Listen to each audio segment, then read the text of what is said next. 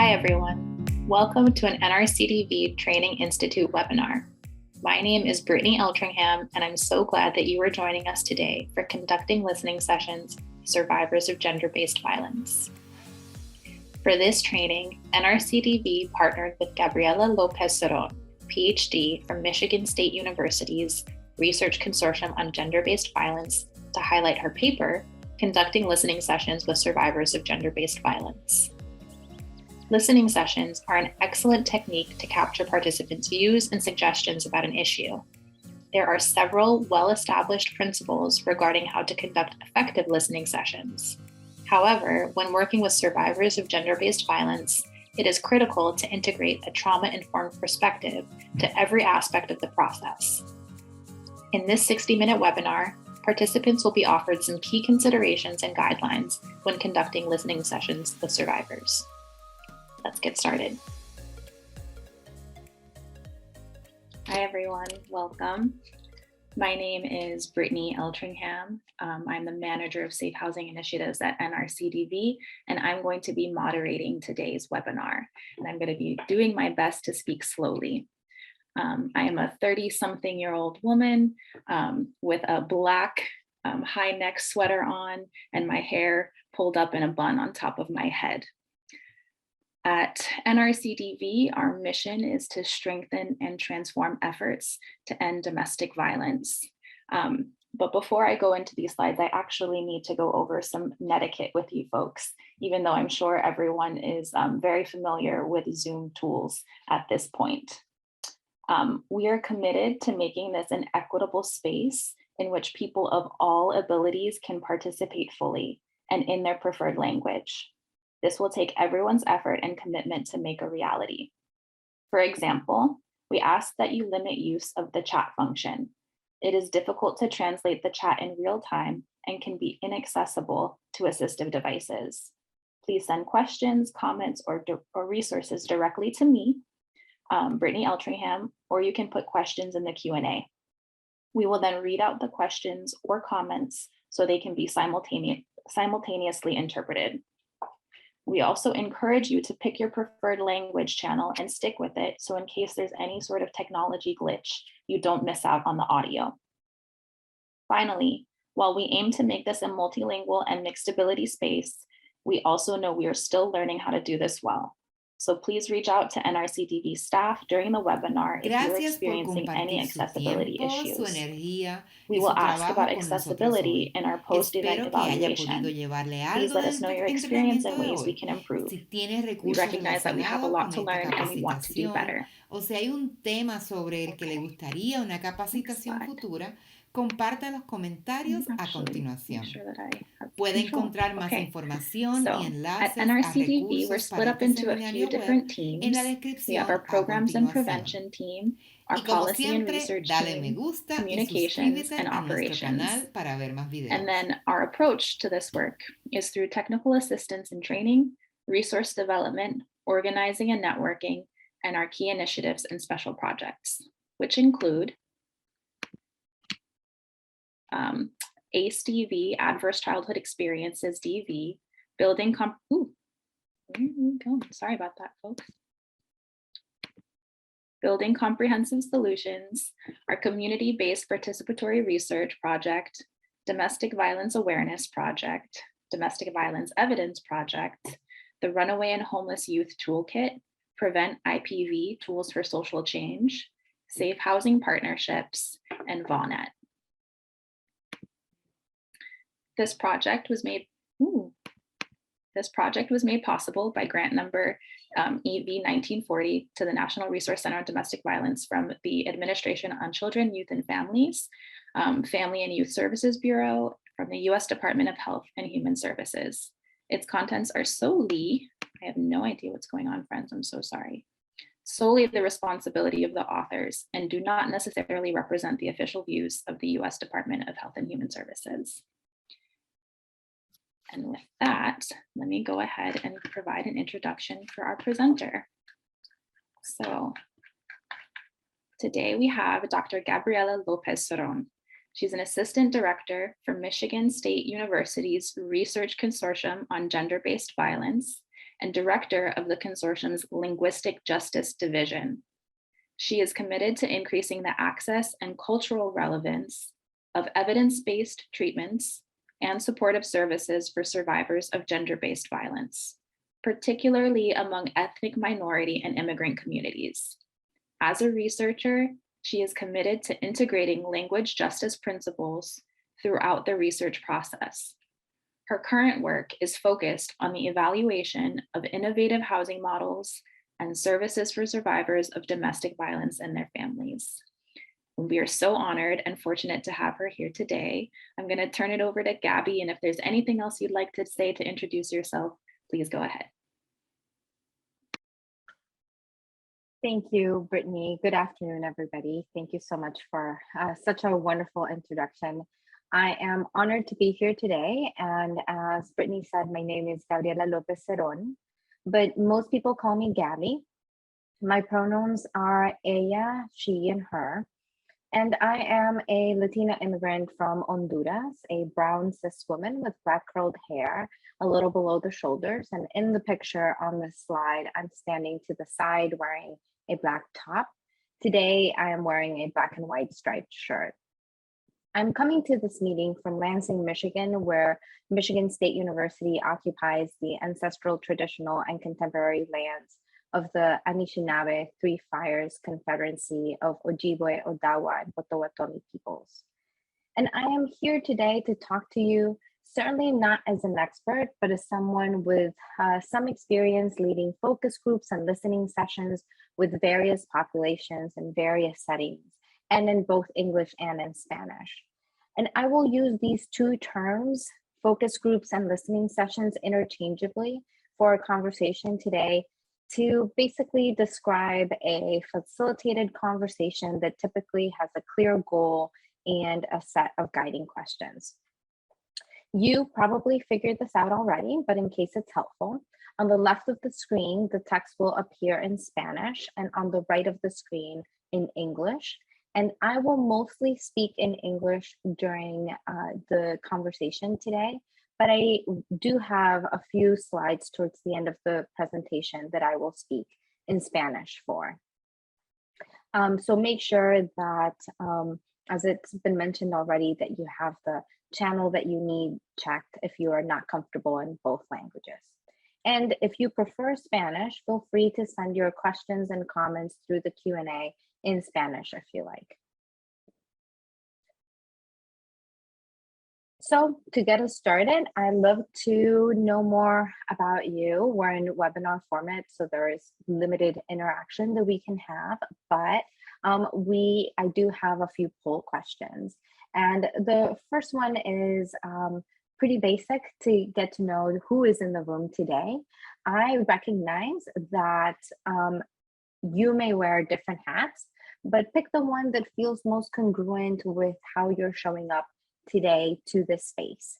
Do you identify with the administrators in the room, advocates or service directors for or direct service providers for option B, clinicians or therapists for option C, funders for option D, or researchers for option E?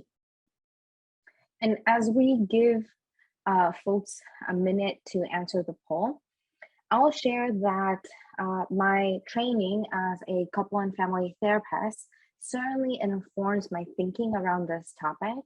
And so you might be able to pick some of that up, and my work as a researcher. So I am here today wearing both hats, primarily my hat as a researcher that has granted me the opportunity to do listening sessions and focus groups, but always informed by my clinical hat.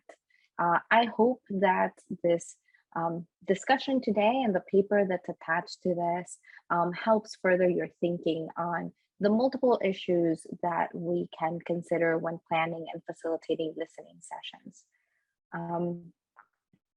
Looks like we have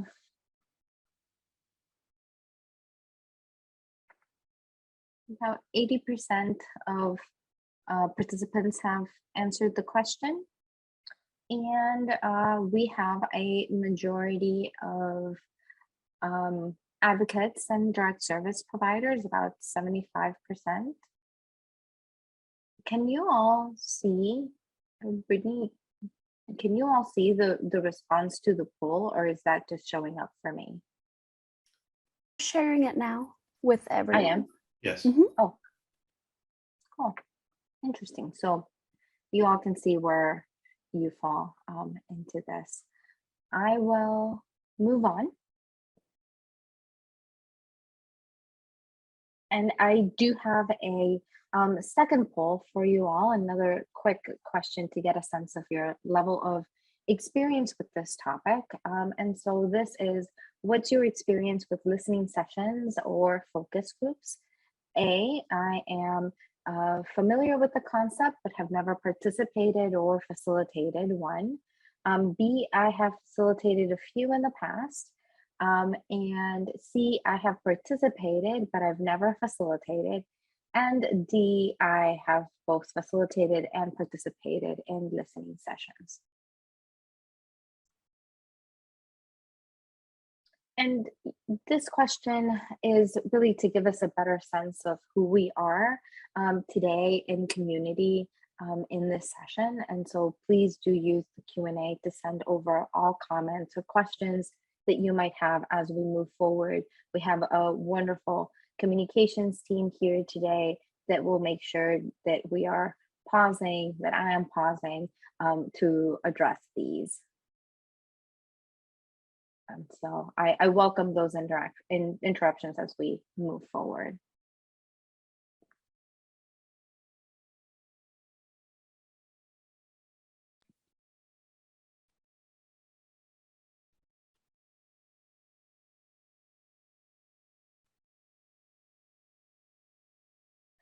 It looks like a little under 50%, about 44% of attendees right now are familiar with listening sessions but haven't participated or facilitated one, and then pretty split in the rest of the options. Go ahead and move forward. Thank you so much for answering and sharing who you are and your level of experience with us. So, as I briefly mentioned in the introduction, listening sessions or focus groups are a method that is used to capture participants' views and suggestions about a particular topic. And there are several well-established principles regarding how to conduct effective listening sessions. However, when working with survivors of gender-based violence, it is critical that we think about integrating a trauma-informed perspective to every aspect of the process.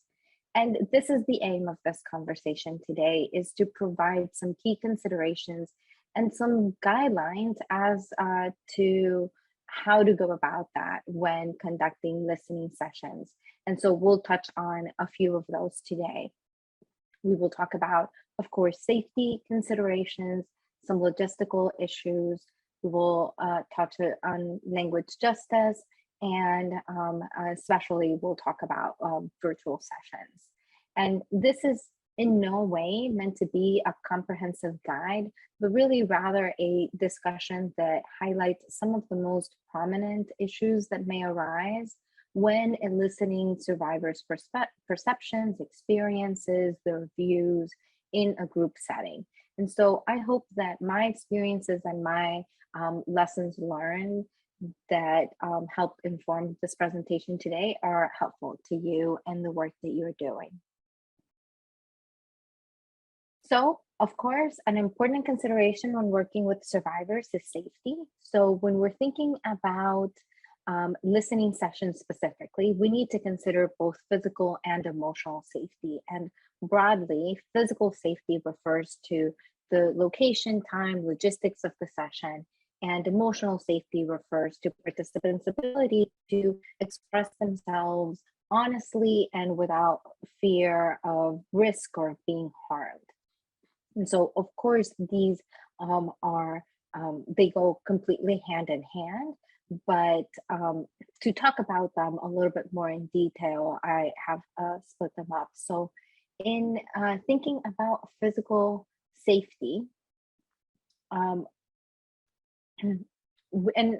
I will also mention that in this section of this presentation, we will focus on in-person listening sessions, but we'll address some of the issues that may arise in virtual sessions at a later time in the presentation, since there are important considerations to highlight when doing this work virtually. But if the session is conducted in person, it's important to consider holding the sessions at an accessible location, possibly where public transportation is available if that fits with your community, and at a time that is convenient to participants. And also, it's important to consider if there are any barriers for participants with disabilities and how we can best address those. As we think about the space itself, the location is important, that we try and find a location that's a private space where no one else can listen to the discussion. And a third aspect that I'd like to mention here is whether childcare will be offered or provided, or food will be provided, or transportations. And if there are limits to what we can provide, and sometimes there are budget limitations or time limitations, there often are some form of these, then are there options to reimburse for transportation, for childcare? And so these are some things to think about at the beginning stages of this design, to understand better what is the better timing for the listening session and what is the most accessible place for participants. It's important that we have these conversations with community leaders who can better inform our decisions about this. And so all of these things promote physical safety, but also emotional safety by sending a clear message that as administrators, as funders, as researchers, we value survivors' perspectives and honor the time and the energy that it takes for them to share their experiences with us. To expand a little on emotional safety, it is important for us to do everything that we can to foster a safe environment for participants. So when we consider a location, it's not only that the space is private, but that the conversation is also facilitated in a way that helps participants feel comfortable to express themselves honestly without fearing any negative consequences or repercussions on the relationships with providers, with services that they are receiving, or services that they would like to receive in the future. This also includes considerations around language justice. And again, this is a section that I will expand a little further in a few minutes, but something to keep in mind in terms of the opportunity that survivors might have to express themselves fully in the language that they prefer at that time. A common challenge of conducting listening sessions with survivors that is often a question that comes up is touching on issues of trauma and abuse. And so even if experiences of trauma and abuse are not the focus of this session, survivors might share some sensitive details of their stories that might take the conversation to trauma processing if the facilitator is not gently guiding that conversation. And although some participants may be willing to share trauma and abuse that they have experiences in listening sessions, it may trigger post-traumatic stress responses in other participants, but in themselves as well. And here is where facilitators are key. Facilitators need to be prepared to gently guide the conversation away from trauma processing, which may be more appropriate for a therapeutic session than in the setting of a listening session. And so then bringing it back to the main goals of the listening session. And in my experience, this is a fine line. It's important that as facilitators, and as a facilitator myself, that I respond with empathy while also gently guiding the conversation away from trauma processing. And I'll talk more about the role of facilitators in the next slide, but ensuring that facilitators are trained and experienced in working with survivors is key for creating an emotionally safe space for all listening session participants. Another aspect that might really help this is making sure that guiding questions are clear and focused on session goal and objectives. And that might also prevent the listening session from taking that turn into a trauma processing space that might be most appropriate for a therapeutic space. And so I know that this is something that definitely comes up for folks that might be interested in this work. And so I want to pause here in case anybody has any questions or comments. So I'm going to check here. I see a question from Alana that says, who do you suggest be facilitators for listening sessions? Should it be a licensed therapist or social worker? I think that is an excellent question. And I would say that it really depends on the goals of the listening session. Not all listening sessions and not all questions that we bring up will take the conversation there. I think that a facilitator who is not a therapist, but is an experienced facilitator will be able to guide the conversation in that way. So I really don't think that it needs to be a therapist that is leading these sessions.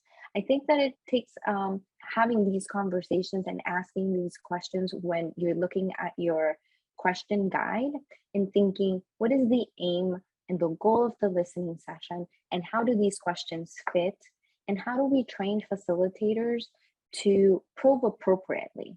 When somebody is sharing and disclosing a lot of their trauma, if I just say appropriate and empathetic response without connecting it back, without bringing it back, then it can open for other people to go deeper into that trauma processing space.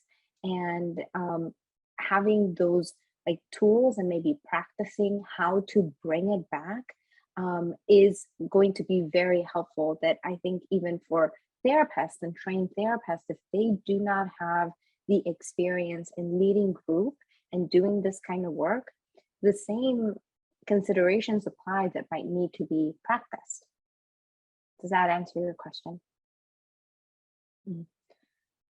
As a follow-up, okay, great. As a follow-up, who you suggest is the who you suggest that the focus is to gain feedback from program services? It's a great question. I have that has been the bulk of my experience in leading focus groups for listening sessions. Has been in this space, and working with survivors, have been in listening feedback around services. I think my best suggestion with that is that although there are people that already work in the organization that might have this type of experience, that might be a little bit of a conflict. And so I think bringing in a third person, somebody separate away from the organization, if you're hoping to elicit that kind of feedback, that might be a better move. And to be very clear with participants that none of their feedback will impact the services that they are receiving or they hope to receive in the future. And so bringing in somebody from outside and then hopefully being able to have it and not at the organization, if that is at all possible, just to make sure that that is very clear that their feedback wouldn't impact any future services, or that they don't really have to participate as well, that they don't feel like they ought to do this. My agency conducts danger assessments. I'll move this over here. My agency conducts danger assessments or listening session to address, listening session to address the initial safety needs of DV or SV and human trafficking survivors, which primarily starts on the hotline. I have noticed that a lot of callers to our program that identify as LGBT plus or as immigrant, these are the two that stick out the most, often fear disclosure over the phone. Of course, we validate the caller's concern. How can we make people comfortable in disclosure when belonging to a marginalized identity? Ooh, I have a lot of thoughts about this.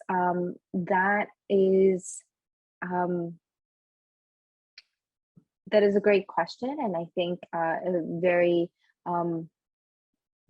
intuitive to bring this up here, and I'm curious about others who might have this experience. So if you have that, if you have any thoughts, please feel free to also send over a comment. I think that part of this is validating that concern. This reminds me of an experience that I had doing calls over the phone, which was for a particular research study, but it was around 2016, and it was calling immigrant parents about some parenting concerns and that type of stuff. And I think people were really upfront with me about their fear of talking to me in any way. And in that, what ended up being most successful for me as an immigrant myself, so it was being able to use a lot of who I am, is to say, I completely understand. Let me tell you who I am, and we can take it from there in terms of what you're comfortable with, but being as flexible as possible. So I wonder if there are other ways to do these assessments that might not have to be over the phone, if there could be multiple conversations, or what modifications can be made, because the fears are real and there are based in reality, and true repercussions might happen. And so I think that it is, I really appreciate this conversation because it really brings up some of the considerations and the things that people are weighing when they're calling to request services, to talk with us. It is a big risk and a big ask to have folks just automatically trust us. So what are other things that can be done? Can we do just an initial just communication over the phone and move things to be in person? What are other options that can be integrated into the process? Does that answer, hopefully, your question? I see Victoria says we complete danger assessments in person. Okay, great. Thank you so much for your engagement. Feel free to keep adding those on. We can keep having this conversation, and we'll move on to the next slide. In the meantime, it might spark some other thoughts on your end. So there are some logistics that I'll also like to punctuate here as well. The first point is on incentives for participation. So things like cash or gift cards. Now, folks might have very different ways of thinking about incentives, and you might have some questions about the amount, the procedure, the timing of giving payment. I will share my perspective, but in no way this is the only way of approaching this. It is the way that works for me, and there are multiple things to consider. So again, what is the reality of things? What does your budget allow? Are there any funding restrictions as to how to provide payment?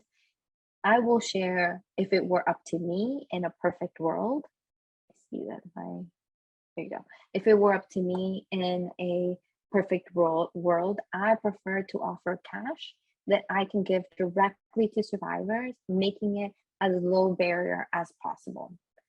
I also prefer to do it at the beginning of the session. That said, it's not always possible.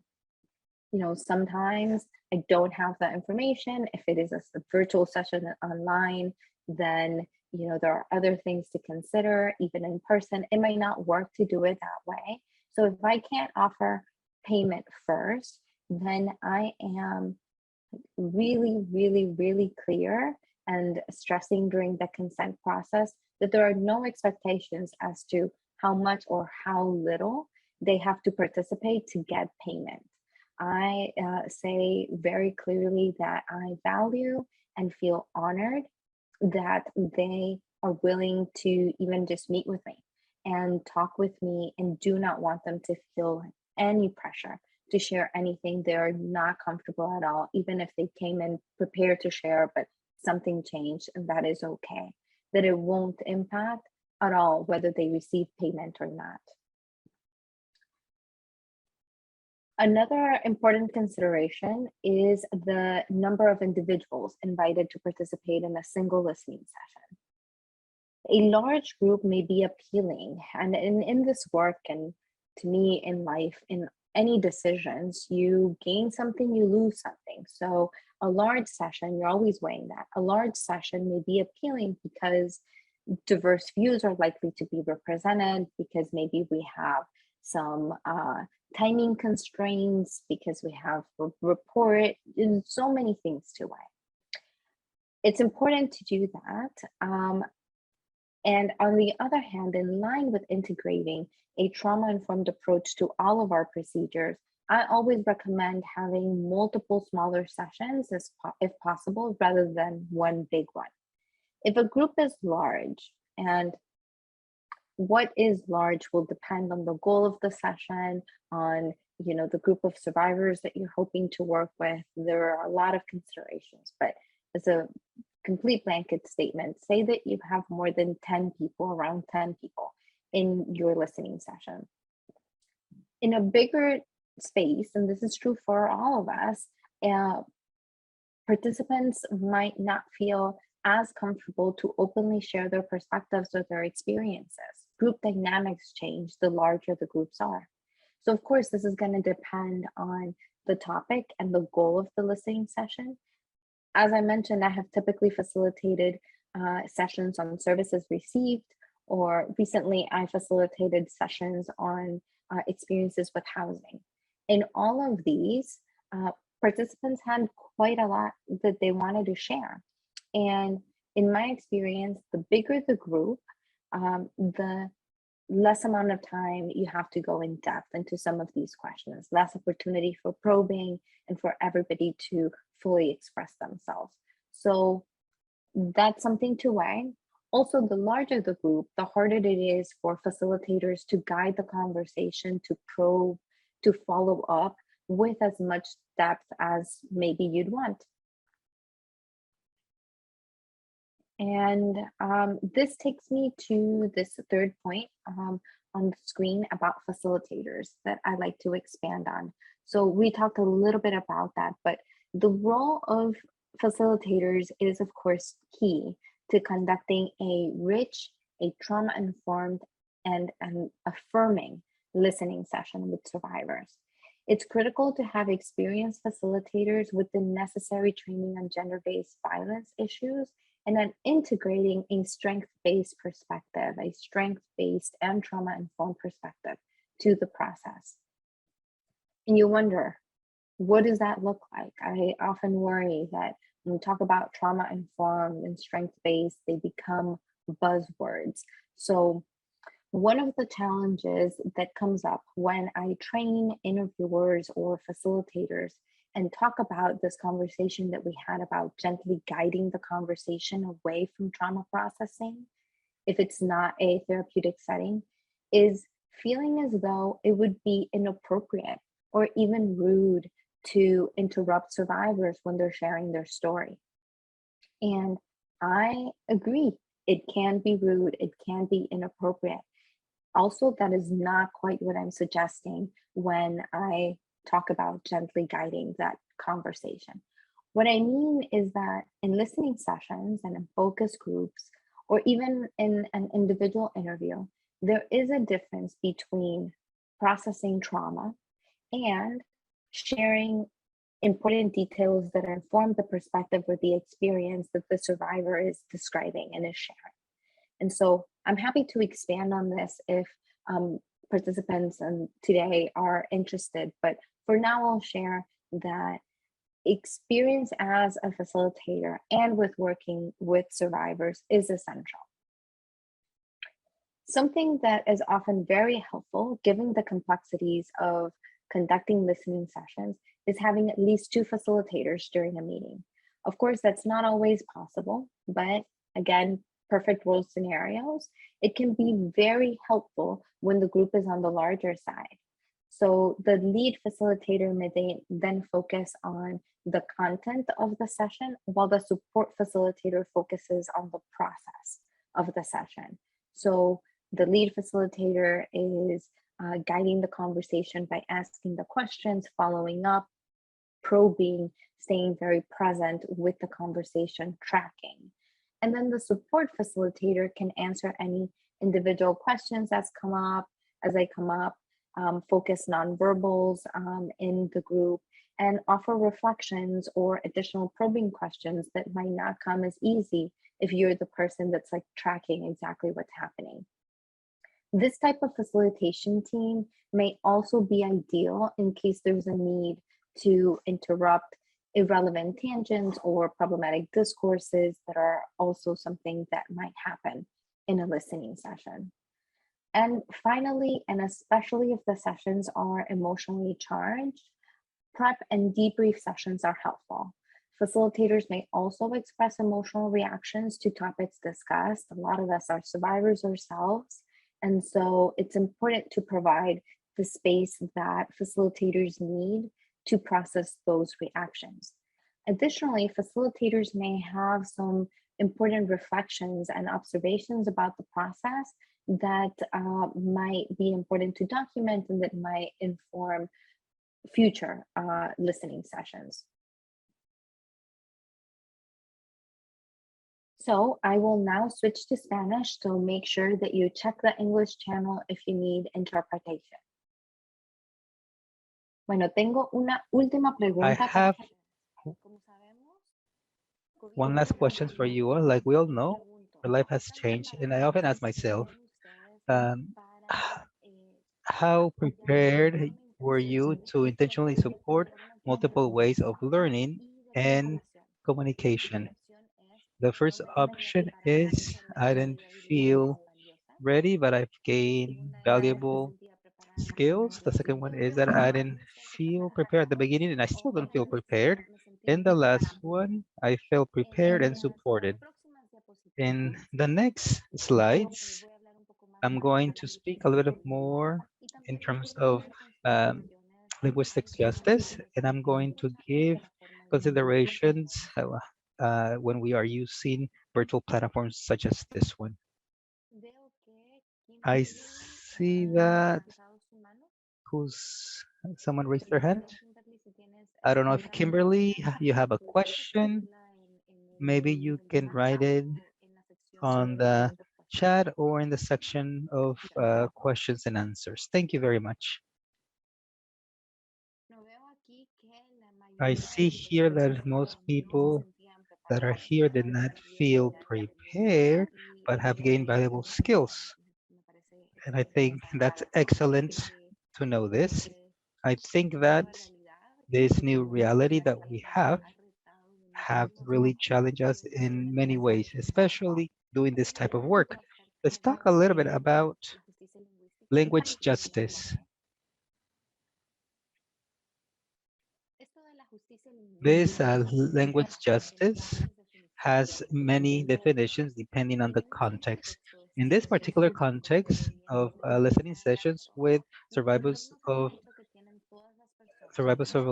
violence, every person has the right to communicate in the language that best conveys their ideas and which they feel most articulate, powerful, and whole. This language justice, it's a very important part of integrating a perspective that takes into account the trauma impact and the culture and the context of the people. This refers to make sure that if the questioning guide or any other material that was created for the listening session was not created in the preferred language of the participants, then it has to go through a very rigorous process of translation. to make sure that translation material are correctly technically, but also that the language being used is sensitive with the experience of the survivors and fits the context. When it comes to collaborating with interpreters, it's important to have take into account some considerations. For example, previous experience of the interpreters that are working with survivors in this context, but also the importance of having a session or a brief session with facilitators to prepare. At the end, we're going to share a resource in English at the moment, and soon it'll be in Spanish when it comes to considerations with collaborating with interpreters that can be helpful. So yes, what I want to point out is that make sure that the survivors have access that are equitable for the justice, language justice. It's fundamental to protect them in the best way possible. Also, something that is very important during listening sessions, it's center the language necessities and so that the participants um, can be precise, exact, complete, and consistent. When people cannot express themselves in their preferred language, it may be possible that they do not share their full perspective or complex ideas simply because doing this takes a lot of work. And doing this in a language that is not a preferred language requires even a more from them. So integrate the perspective of language justice is not only fundamental to make sure that the listening sessions are culturally adequate, but also corresponds with the experiences and the needs of the participants, but also to guarantee that the information being captured is precise. Finally, before we go to the next session of questions and answers, I have some ideas that I would like to share with you all when it comes to virtual listening sessions, because it is very important to make some modifications. Uh, re, revisit goals, have to be and revise the structure and the content of the sessions. What I recommend is to always, no matter if they are listening sessions in person or in virtual, is to take into account and have conversations with community leaders before you decide if the virtual sessions is cultural appropriate or if it needs to be modified to take into account the impact of trauma and the necessities of the community. If together it's the decision is taken to move forward with a virtual session, it could be possible to modify the goals and number of participants for each session. That might be a good idea. I bring up modification or revising the goals. Why is that? Because it could be that shortening the time and the question might be appropriate. For example, if the session was as a in-person session at first, sometimes virtual sessions have logistics difficulties like internet, time limits, interruptions that are unexpected. And because of this, we recommend to have a few participants in a virtual listening session so that we can create a warm, comfortable environment that participants can express their ideas. Given all of these, it's important to have initial conversations with participants before the listening session so that we can talk about if they have access to the equipment like cell phone, tablet, computer, if they have experience or previous experience using the virtual platform, and also ask if they need any other technical support, you know, making sure they have good signal, if they know how to turn on their camera, having what they need before the session, this virtual listening session. Yes, it is necessary to collaborate with interpreters. That's another detail or aspect that we need to practice before the session so that we can have everything in order and prepared when it comes to having the session. And also my last point is the incentives. If it's possible and there's nothing limiting, try to have as many options to be able to bring or give the reward to participants. Asking them what's the best option so they can receive the payment needed, in a virtual way. I would finish my presentation today sharing a brief experience. I just finished a project interviewing Latinas survivors, immigrants in Spanish, when it comes to housing experiences. And I designed the study with discussion groups in person, but given the circumstances, those plans needed to change. And when it comes to community leaders, we decided to do the sessions in a virtual way through Zoom. 14 survivors participated in a virtual manner. This just finished recently in the last couple months. And all the points that I've mentioned in this slide happened. We had issues joining the virtual platform, you know, putting in the password, connection problems, unexpected interruptions. But what's most important is everything that happened that helped, that everything ended up being okay at the end and the interviews were a success, was to be able to be very flexible, to be able to have these points that I mentioned earlier in consideration, having small groups, but also within the small groups have the flexibility to be able to make changes, even though the design and the goal was to have small discussion groups. In some occasions, in order to have the participants and that they could participate because they wanted to speak with me, the best option is to do individual interviews. So I did a mix because some of the participants decided to participate like in a discussion group, and in other instances, I interviewed individually because sometimes the scheduling was difficult because sometimes when they wanted to join the group, the technology wasn't working. So in order to make sure that folks were interested in participating and that could do it, we needed to be super flexible from our work team to be able to achieve this. And with this, I will finish my presentation today. And I'm going to open this for questions, comments, and I'm going to go back to speaking English. Yeah, I don't know if that's better. Any questions or comments about the content today or anything that I have shared?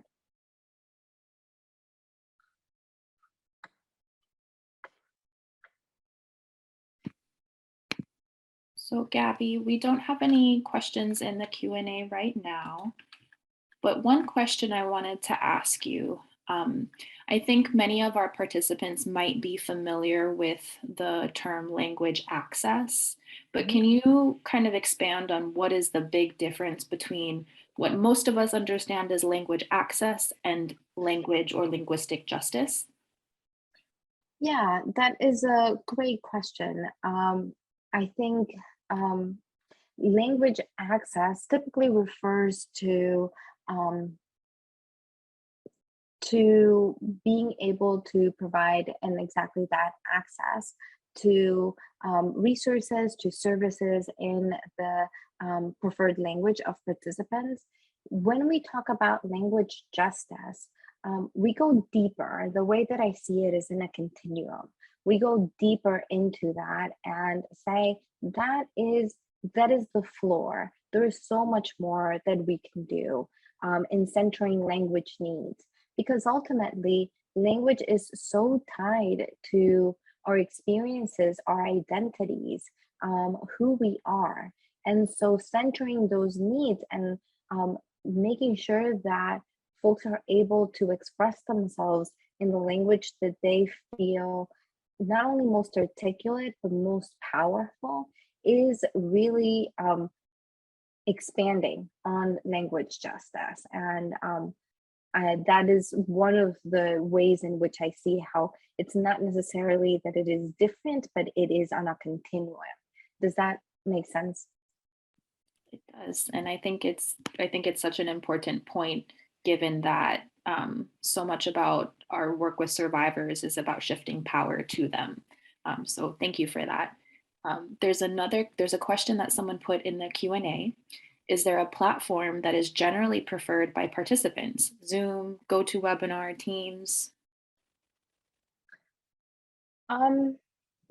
In my experience, especially in the last year or so, 2 years maybe, that we have been in this new reality of ours, I think Zoom has been the most well-known. When I worked, and it's a really small sample of these recent interviews that I shared, but when I worked with participants, all of them had been on Zoom before. And so that was the platform that felt like it was going to work the best, even though there were still issues, at least that they had accessed it before and were more familiar with doing that. I have not used the GoToWebinar or Teams with survivors. So I'm not really sure how just widespread that those platforms are, or there are more platforms that we use in work than Zoom is a little bit more widespread.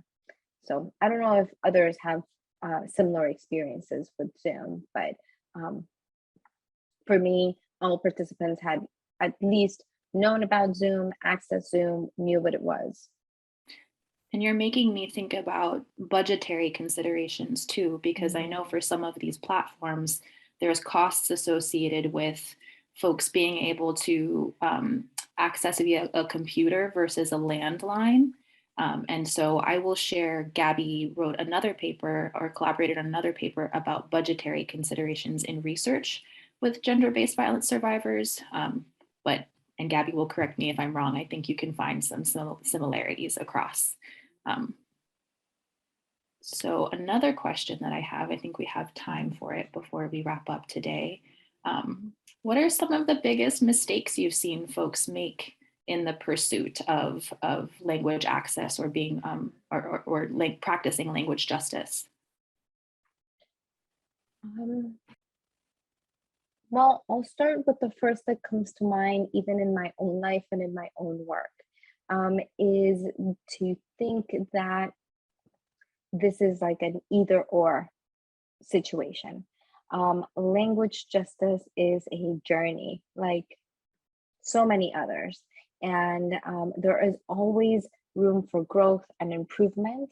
And so having that grace with ourselves as we try to provide better services, better experiences is key, so that we're not paralyzed by being afraid to make mistakes.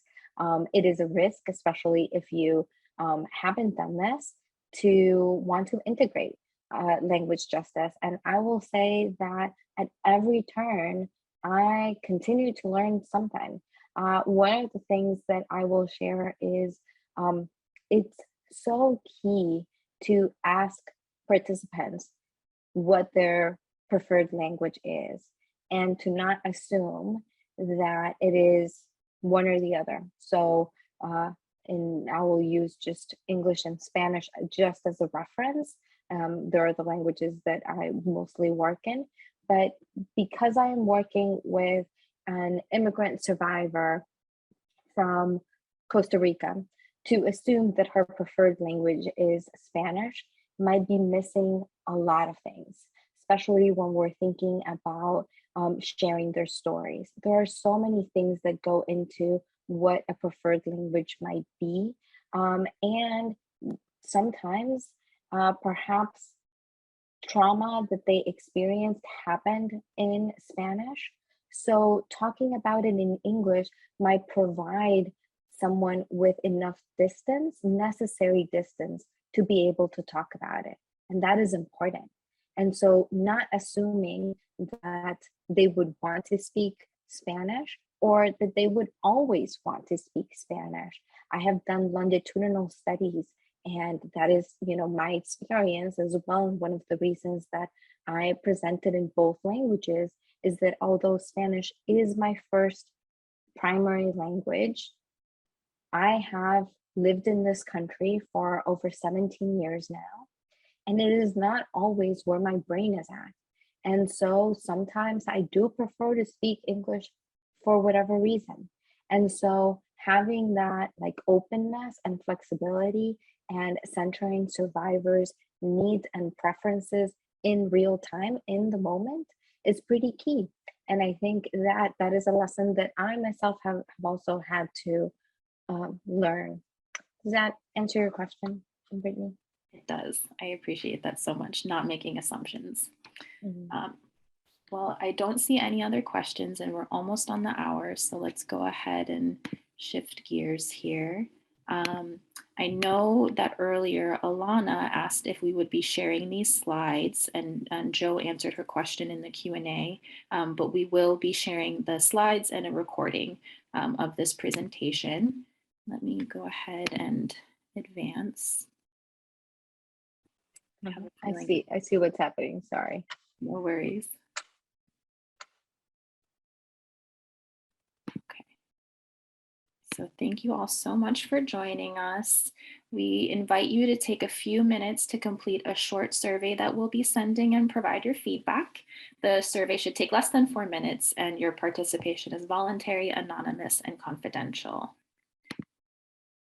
And you can connect with us here. And thank you all so much for joining us today. It was an honor to have Gabby here. Thank you so much for having me. Take care, everyone. Have a great day. Thank you for sharing your time, your energy, and your work with us today. I hope that you were able to take something away with you from today's training. If you have resources that relate to this training, or if there is a topic you would like a future training on, please share in the comments below. You can find more information and links to resources for this webinar in the description below. And as always, like and subscribe to our channel for more videos. Take care.